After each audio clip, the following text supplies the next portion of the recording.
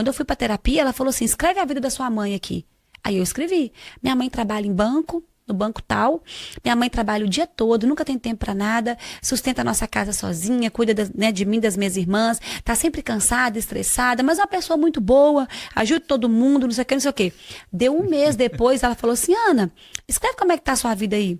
Eu sou gerente de banco, do mesmo banco. Sou gerente de banco, do banco X, sou divorciada, cuido do meu filho sozinha, trabalho, eu que sustento a minha casa, nunca tenho tempo pra nada, minha vida é sempre agitada e tudo, mas sou uma pessoa muito boa. Ela pegou a vida da minha mãe, colocou a minha vida. Era a mesma vida. Só que eu não tinha consciência. Isso é a clareza. E ela olhou, colocou um do lado da outra e falou, você pode, a partir de agora, continuar repetindo os padrões ou você pode decidir escrever a própria história. Quando você decide escrever a própria história, você começa a encontrar a tudo que está condicionado a ser feito. E isso é o maior desafio, porque é muita dor. Você vai ter que desfazer o que sempre foi feito. Né? Então, as minhas irmãs divorciaram, as minhas primas divorciaram. Eu fui a única que manteve o casamento. Eu fui a única que restaurei, que voltei. Romper, né, o padrão familiar, entender aquilo que sempre foi, querer fazer diferente, isso é muito desafiador. Eu falo que são os Josés do Egito.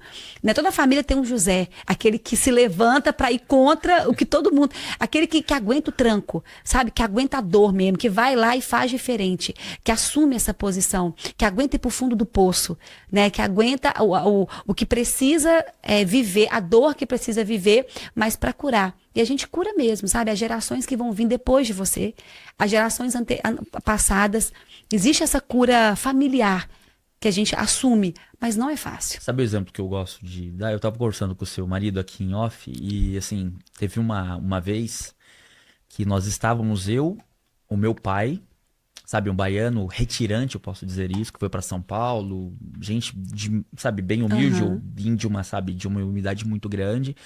E uma vez eu estava na cidade de Praga, na República Tcheca, em frente, ali na praça maravilhosa que tem, em frente à estátua de John Hus, explicando pro meu pai e pro meu filho, cada um do meu lado, por que aquele homem tinha sido queimado vivo naquela praça.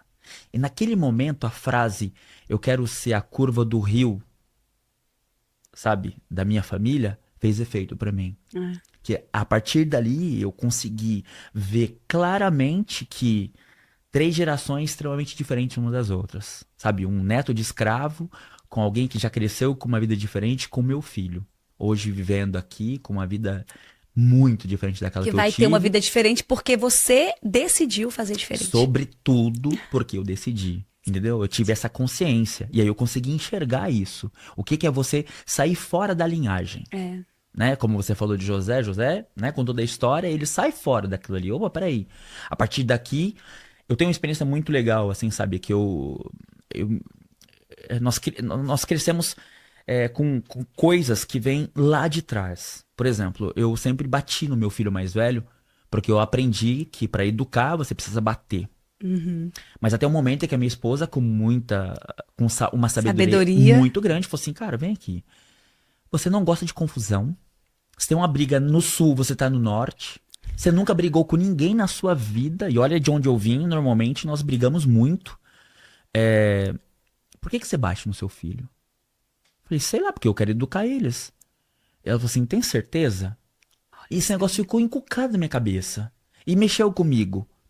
Ao ponto de eu entender que, eu nunca briguei, eu tenho 45 anos, eu nunca briguei na minha vida, tem um problema, eu quero sair fora. Por que o meu filho quer ensinar com ele com pancada? É óbvio, é muito claro, porque eu aprendi assim. Exatamente. Mas peraí, vamos desconstruir.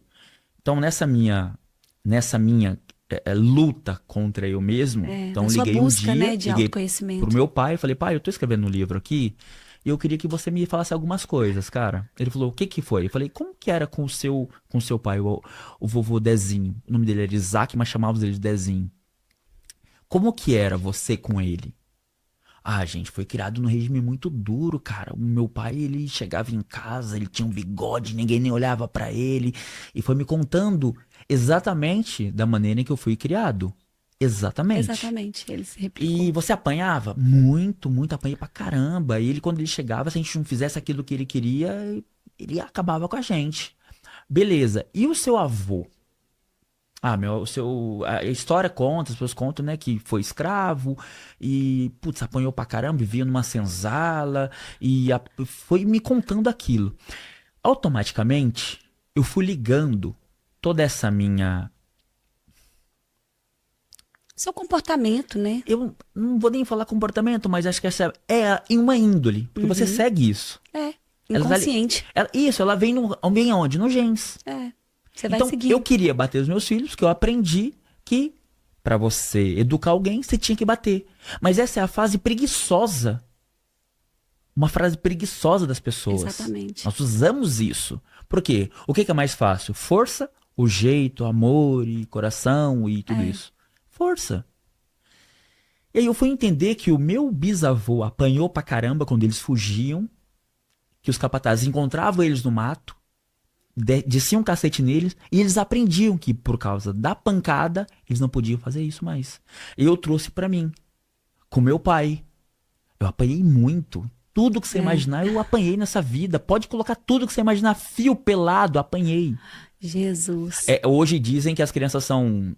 como que é? Com uma criança que não para? Tem TDAH, Não, tem agitada, hiper... Gente, fugiu o nome agora. hiperativa. A minha avó falava, acho que você vai lembrar desse ditado, minha avó falava que eu era menino malino. A gente não parava. E aí eu fui... E quanto mais isso. hiperativo, mais apanhava, né? Claro, é óbvio. Porque pra arrumar uma criança, coloca aqui. E meu pai recebeu isso. Não tem como você dar o que você não recebeu. Exatamente. E aí eu fui entendendo isso. Até o ponto onde eu quis mudar, onde começa o processo aqui, ó, de desconstrução comigo mesmo. E aí o ator Pedro Cardoso, que é o famoso Agostinho, uma vez eu vi uma frase dele, que aquele negócio bateu em mim. Que ele fala que ele era um sujeito educado pelos filhos dele. Falei, como assim? Isso é nexo? Meu, e aí eu fui começando a olhar. Pra mim poder educar os meus pequenos, eu tive que me reeducar. Exatamente. Tive que sair fora de tudo aquilo que eu tinha aprendido. Tudo. Falei, gente, peraí, como assim? Como que vocês vão me educar? É exatamente isso. E olha que pra você tomar essa decisão, você teve que ter consciência. Muito. Você teve que parar e falar assim, deixa eu ter consciência de onde isso começou, né? Porque você estava fazendo no automático. Para você, aquilo era a maneira como você aprendeu. Por isso que eu falo, a pessoa que ela quer crescer, amadurecer, precisa existir uma força de vontade. Ela precisa de querer fazer aquilo. Porque se ela ficar do jeito que tá, ela tá condicionada a só repetir padrão. Existe uma força, um condicionamento. É muito mais forte você continuar batendo do que você parar de bater. Porque o parar de bater... É muito mais difícil educar pelo amor, não exatamente, por precisa de ter uma energia, uma força maior, enorme. entende? Eu preciso sair daquele lugar que eu tô acostumado, né, que eu sempre estive. Então, o primeiro nível é consciência, porque eu não consigo tratar algo em mim que eu não tenho consciência ainda que eu tenho.